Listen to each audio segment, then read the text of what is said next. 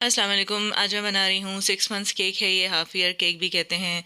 इसमें मैंने chocolate fudge use किया है बेस में और चॉकलेट गनाश यूज़ की है, डार्क चॉकलेट गनाश। और रेनबो की स्टेबिलिटी के लिए और ये चूँकि हाफ़ केक होता है, इसको स्टेबल करने के लिए मैंने क्या क्या तरीके आजमाए हैं ये सब मैं शेयर करूँगी आपसे।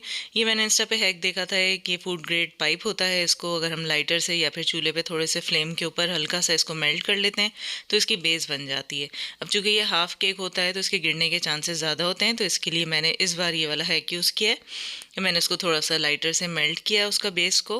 तो उससे ये हुआ कि वो उसमें से जब पास करता है तो उसकी बेस बन जाती है, और फिर मज़ीद उसमें हॉट ग्लू गन भी लगा दिया ताकि वो बिल्कुल ही सिक्योर हो जाए। पाइप मैं बाद में डालूंगी क्योंकि मुझे पता नहीं था कि इसकी हाइट मुझे कितनी चाहिए, तो बाद में काटने में बहुत मुश्किल होती है, तो वो मैं नीचे से इंसर्ट कर लूँगी जब ये थोड़ा सा चिल हो जाएगा।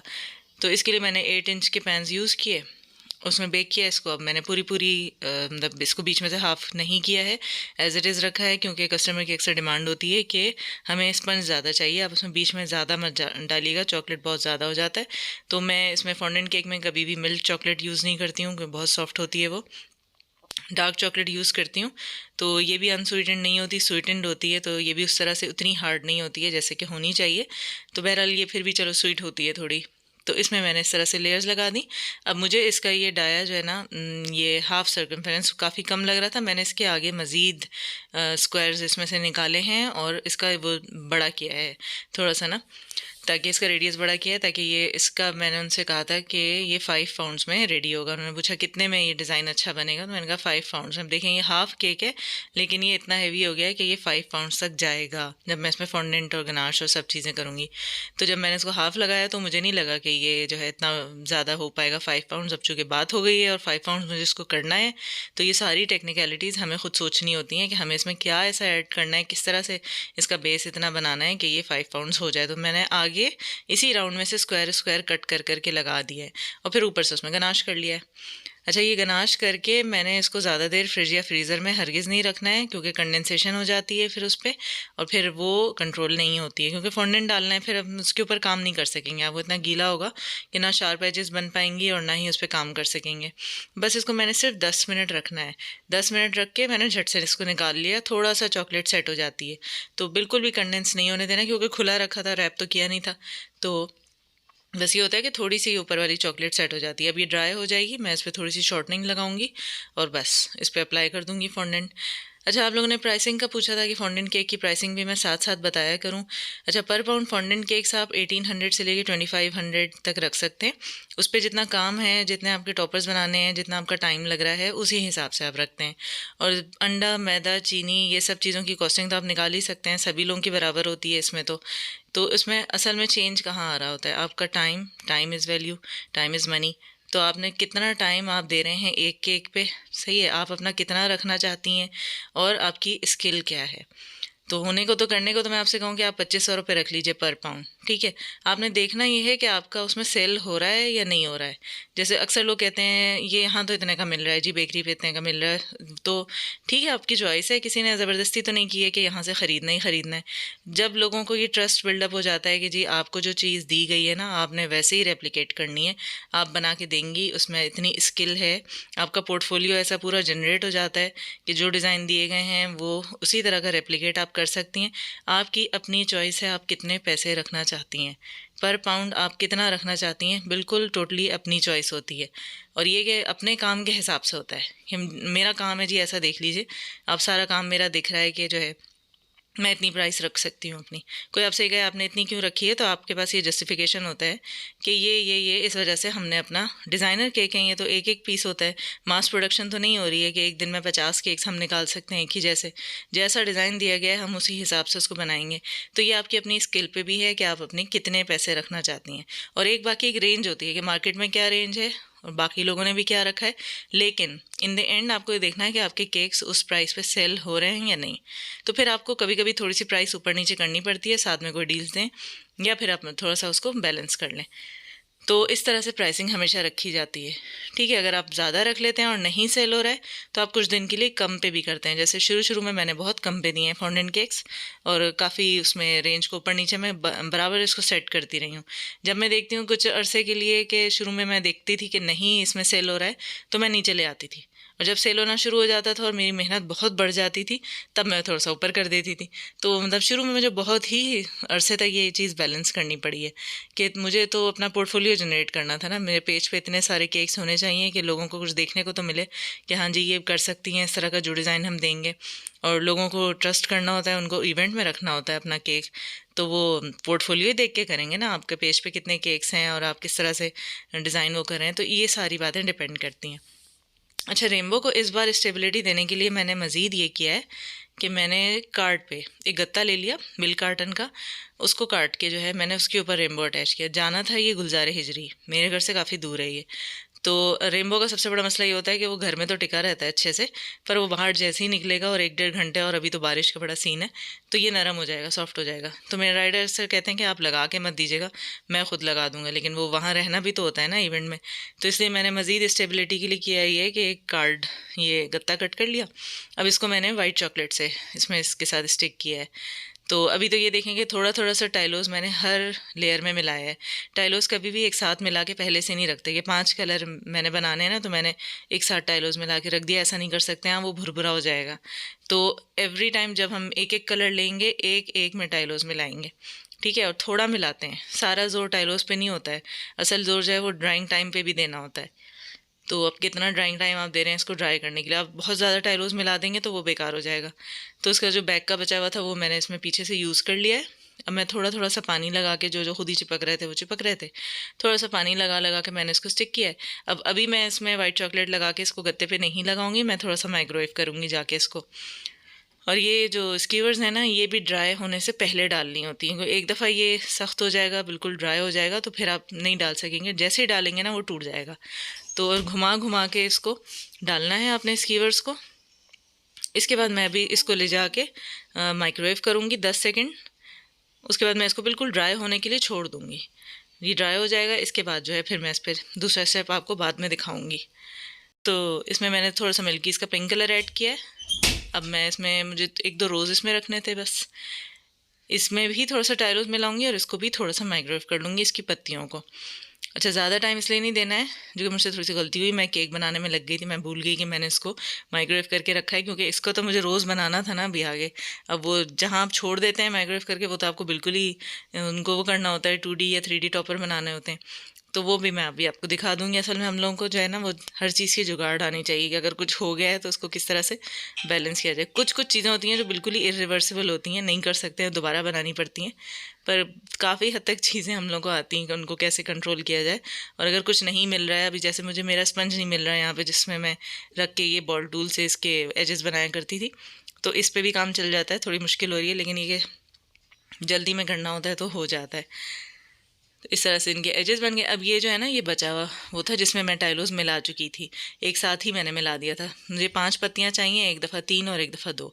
अब ये देखें थोड़े से कोने ना इसके भुरभुरे से होना शुरू हो गए हैं, तो इसको जल्दी जल्दी यूज़ करना होता है। जल्दी से दोबारा इसको रोल किया, क्योंकि एक ज़्यादा देर के लिए छोड़ दिया तो फिर ये रोल भी नहीं होगा। और जो बच रहा है ना, उसमें टाइलोस मिला हुआ है, उसका आप पहले से देख लें कि उसको आगे आपको कौन सी ऐसी चीज़ है जहाँ पे ये वाला कलर यूज़ हो सकता है, उसको फटाफट वो यूज़ कर लें। अब ये जैसे एक क्लाउड था, ये ऊपर लगना था रेनबो के, तो उसको भी स्टिफ होना था। अब मतलब ये तो स्टिफ हुआ हुआ है ना, इसको मैं केक के ऊपर तो नहीं लगा सकती क्योंकि ये खाना है। तो इसमें जो बच रहे थे उसको मैंने फ्लावर्स बना लिए पर्पल कलर जल्दी से ऐड करके, क्योंकि ये भी उसके बेयर के ऊपर लगना था। तो इस तरह से चीज़ों को सोचा जाता है, मतलब हर स्टेप आपका प्लान्ड हो कि अब क्या काम करना है, अब क्या काम करना है, क्या पहले बनाना है, क्या बाद में बनाना है। तो फॉन्डेंट केक्स में बहुत थोड़ा लंबा चलता है काम, मतलब काफ़ी सारे स्टेप्स होते हैं। तो ये होता है। अब मेरा ये ड्राई हो गया है। वाइट चॉकलेट को ना आप पूरा कभी भी एक साथ मेल्ट नहीं करते हैं, मतलब इस हद तक आके, बाकी इसको आपने स्टर करना होता है। स्टर करते करते करते वो अपनी हीट से खुद ही मेल्ट हो जाता है। अब एक साइड पे मैंने शॉर्टनिंग लगा के चिपका लिया, दूसरी साइड पे मैंने ये वाइट चॉकलेट लगा दी थोड़ा सा मेल्ट करके, और अब मैंने इसके ऊपर रेनबो रख देना है। तो बस अब ये कहीं नहीं जाएगा, इसकी तरफ से मैं बिल्कुल बेफिक्र हूँ। तो कुछ भी नहीं होगा इसको, इसके बीच में गत्ता लगा है। और आपका केक इतना फर्म इनफ होना चाहिए, आपका स्पंज ऐसा होना चाहिए कि उसको ये बेयर कर सके इसका वेट। अगर स्पंज आपका बड़ा हल्का सा है और एक बेस है, तो उसके अंदर बिल्कुल ना लगाएं, उसको लगा के डिलीवर ना करें। सही है, वो दे दें आप राइडर को, फिर उनको इंस्ट्रक्ट कर दें कि ये आपने लगा देना है। अक्सर कस्टमर नाराज़ होते हैं। मैंने एक दफ़ा कस्टमर को कहा कि ये आप जो है लगा लीजिएगा इसके ऊपर से।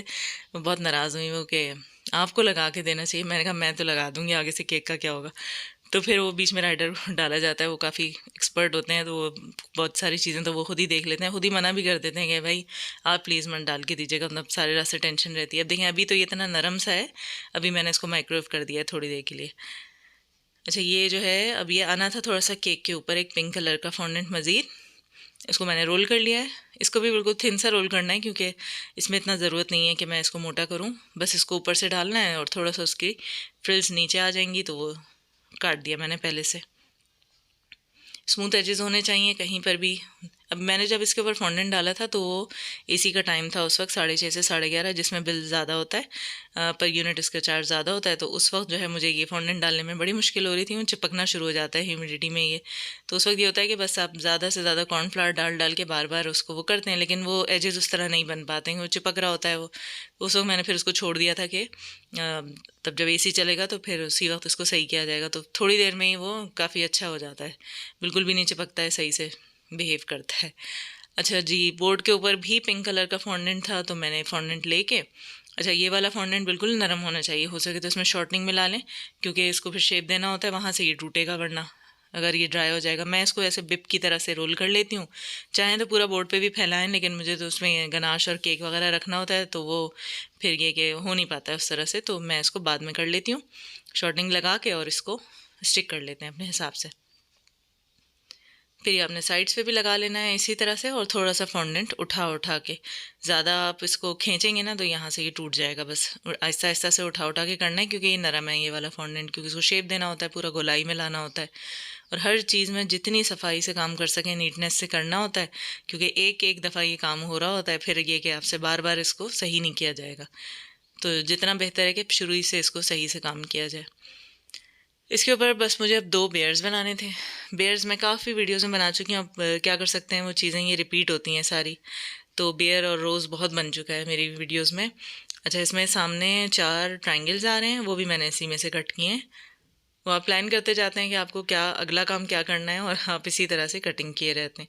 अच्छा ये जो है, ये स्टैम्प्स हैं, लेकिन मुझे नहीं पता ये क्या सोच के बनाए हैं, किस तरह से, इतना मुश्किल है इस पर से लेटर देखना। पहले उसको फॉन्डेंट पे लगा लगा के देखना पड़ता है, लेटर हम अमूमन गड़बड़ी होती है, उल्टा ही हो जाता है। तो मैं इतनी दफ़ा उसमें से लगा लगा के भी देख रही हूँ, फिर भी मुझे डाउट हो रहा है कि एल है भी कि नहीं है। इल्हा नाम था बच्ची का। तो इस तरह से करना पड़ता है कि एक दफ़ा हो गया, फिर से गड़बड़ हो गई लेटर, चलो जी अब दोबारा निकालो, ये करो, तो ये इसमें बड़ी फिर वो उलझन होती है। लेकिन ये लगते बड़े प्यारे हैं, ये छोटा सा है ये, और दूसरे वाला भी है मेरे पास सिलिकॉन का रबर का, लेकिन वो बड़ा है थोड़ा सा, तो ये छोटा सा है, बस जल्दी हो जाता है, लेकिन बस इसमें लेटर ढूंढते रहो। तो ये हो गया, बहरहाल ये भी हो गया मेरा। अब एक जो बेयर था वो ऊपर बैठा हुआ है, और एक बेयर नीचे है। तो जो ऊपर बैठा हुआ है उसको जो है मैंने बना लिया है इसी तरह से, उसकी लेग्स भी और बॉडी भी सब सेम है, जिस तरह से मैं पहले भी बना चुकी हूँ, इजी सा है। और मेरा ख्याल है मैंने इसमें टाइलोज नहीं डाला है, क्योंकि ये इतनी छोटी छोटी सी तो इसकी बॉडी है, तो इतना मसला इसमें नहीं होना था। लेकिन ये कि इसको इतना स्टेबल इनफ बनाना था कि ये रास्ते में अगर जंप लगे इसको, तो ये उठ उठ के गिर ना जाए इस पर से, तो अच्छे से इसको चिपकाना है हर जगह। बस एक ही इसके ऊपर डाला है मैंने, बॉडी में और हेड में, बस और उसको जो केक में इंसर्ट किया है वो केक भी यहाँ पे स्टेबल इनफ होना चाहिए कि वो उन सारी चीज़ों को बेयर करेगा, इनका जो वज़न है, इस लिहाज से आपको बनाना होता है। और गनाश आपकी स्टेबल होनी चाहिए, अंदर की हार्ड होनी चाहिए तकरीबन, ताकि उसके अंदर भी जब स्क्यूवर्स जाते हैं ना तो वो पकड़ लेता है चीज़ों को अपनी जगह पे, मतलब ऐसा ना हो कि यहाँ से निकले और गनाश आपकी सॉफ्ट होना शुरू हो जाए। तो गनाश का भी रेशो उसी तरह से रखना होता है कि अगर 2 या 3 पार्ट चॉकलेट ली है तो क्रीम उसमें कम डालती हूँ मैं, ज़्यादा नहीं डालती हूँ, क्योंकि फॉन्डेंट केक है, उनको इवेंट में रखना है। अब एक चीज़ पे तो आपको करना ही पड़ेगा कि या तो इसने रहना है 2-3 घंटे बाहर, और ये कि इसको नीचे दबना भी नहीं है, इसका शेप भी नहीं ख़राब होना है ऊपर से, तो इसके ऊपर चीज़ें भी हैं अच्छी खासी। तो ये सारी टेक्निकलिटीज़ हमने खुद ही सोचनी होती हैं कि किधर हमने गनाश का क्या रेशो रखा है और ऊपर क्या रखना है। अब ऊपर भी हमें थोड़ा सा ड्राई तो देना होता है उसको, ताकि फॉन्डेंट सूख सके, इस तरह की लुक आ सके। अब ये जनाब नीचे वाला भी बेयर बन गया है। अब इसमें पहले से बनाने की ज़रूरत नहीं थी, साथ साथ ही बना के मैंने उसके बॉडी पार्ट्स वगैरह सब रख दिया है। ये वाला बेयर का जो कलर है, ये एक और केक मैंने बनाया था उसका कुछ टी पिंक सा डार्क सा शेड था ये, तो होते होते वो शेड कुछ और चेंज हो गया, तो फिर मुझे अभी ब्राउन कलर वाला बेयर नहीं बनाना पड़ा, मैंने उसी फॉन्डेंट को यूज़ किया है। वो टिपिंग तो नहीं रहा है, वो कुछ डार्क कलर हो गया, लेकिन इस केक में जो डिमांड थी तो उस हिसाब से ये बैठ रहा था, तो मैंने उसी फॉन्डेंट को यूज़ किया है। तो फॉन्डेंट तो इस तरह से आप उधर इधर कई सारे कलर्स आपके पास होते हैं लेफ़्ट ओवर, वो आप यूज़ करते जाते हैं मुस्तकिल। भी साथ साथ छोटे छोटे फ्लावर्स वगैरह थे, बस हो गई ये सब डेकोरेशन इसमें। ठीक है जी। अब ये केक जाना था मेरा शाम को भी नहीं बल्कि 1 बजे। तो आधा काम तो मेरा रात को हो गया था। बस मुझे लगा कि अब तो कोई मसला नहीं है, अब तो बस बेयर बनने हैं और ये निकालना है बस। और रेनबो भी सुबह ही बनाया है, क्योंकि उसमें मुझे पता था मुझे ये वाला काम करना है। गत्ते वाला तो ये हो जाएगा, लेकिन लिटरली मुझे इसमें इतना टाइम लगा है इसकी ये छोटी छोटी चीज़ें करने में कि मैं पैनिक हो गई थी। मैंने कहा या अल्लाह ये जल्दी से हो जाए पूरा, क्योंकि इसको फिर बना के थोड़ी देर छोड़ना भी होता है। एकदम फ़ौरन आपने पानी से चीज़ें स्टिक की हुई होती हैं ना, तो वो उनको थोड़ा ड्राइंग टाइम मिलना चाहिए। तो हम लोग को ये रिस्क नहीं लेना चाहिए जो हम लोग लास्ट मोमेंट पे ये प्रोक्रास्टिनेट करके करते हैं। लेकिन वो लग रहा होता है कि बेयर में क्या मसला है, इनमें क्या मसला है, लेकिन वो जब बनाने लगो ना तब पता चलता है। क्योंकि हम तो घर में काम कर रहे हैं, हमारे साथ और डिस्ट्रैक्शन भी बहुत सारी हैं। तो सबका बिज़ी टाइम वही सुबह का ही होता है। आपकी पुकार भी सबसे ज़्यादा सुबह को ही पड़ रही होती है। तो बहरहाल ये मेरा जो है इतनी देर में मैं भूल गई थी कि मैंने ये माइक्रोवेव करके रखा है। पत्तियाँ बिल्कुल अकड़ चुकी हैं, लेकिन ये है कि उनको आहिस्ता आहिस्ता थोड़ा सा पानी लगा के करना होता है। इन पे अगर अभी ज़्यादा ज़ोर आजमाई करेंगे ना तो ये टूट जाएंगी सारी। तो करती तो मैं ये थी पहले कि इनको सॉफ्ट ही रख के थोड़ा सा टाइलोस मिला के और बना के इसको अंडे के रैक में रख देती थी रात ही को। तो ये सुबह तक ऐसे अच्छे से सूख जाते थे। अब ये भी मैं सुबह ही बना रही हूँ, क्योंकि मुझे लग रहा था इसमें क्या मसला है। एज़ यूजुअल मेरा यही होता है कि इसमें क्या मसला है, लेकिन वो टाइम तो लगता है ना हर चीज़ बनाने में। तो ये तो खैर शुक्र है कि चलो स्टिफ हुई हुई थी इनको। अब ये देखें टूटना शुरू हो गई है, जो आखिरी वाली है ना वो टूट रही हैं। बस उनको हल्का सा पानी लगा के नरम करके और मैंने कर दिया है इसको। इनको शुक्र है कि केक के ऊपर नहीं लगना था, या ऐसा कोई मतलब फ्रंट पे ये शो स्टॉपर नहीं था, ये नीचे बैठना था इन दोनों ने। तो ये इनको बिठा दिया, ऐसे सामने रख दिया है। तो इनका भी काम चल गया। अब थोड़ा थोड़ा पानी से इनको भी लगा दिया है। अब वो जिनमें ज़्यादा रिस्की काम होता है ना, थोड़ा ऊपर होते हैं, तो उन केक्स की टेंशन भी ज़्यादा होती है कि उनको एज ए 3D रखना है, ऊपर रखना है, बास के बड़े बड़े रोजेज़ होते हैं, वो सारे काम फिर पहले से करने होते हैं, वो लास्ट मोमेंट पे नहीं हो सकते हैं। ये भी हो गया। अब इसी में इसमें नंबर्स के भी था, यही वाले में स्टैम्प्स में तो उसी का वो था, डिज़ाइन में भी ऐसा ही था, तो ये वाला भी चल गया है। इसी बच्ची का मैंने बया सेरेमनी का भी बनाया था, जो नाम रखा जाता है, और इसी का माशाल्लाह 6 मंथ्स का है। इसका वेट केक का आया है 5.8। तो चले जी, मेरा केक मुकम्मल हो गया है अल्हम्दुलिल्लाह। मिलते हैं फिर नेक्स्ट केक के साथ नेक्स्ट वीडियो में इंशाल्लाह। अल्लाह हाफ़िज़।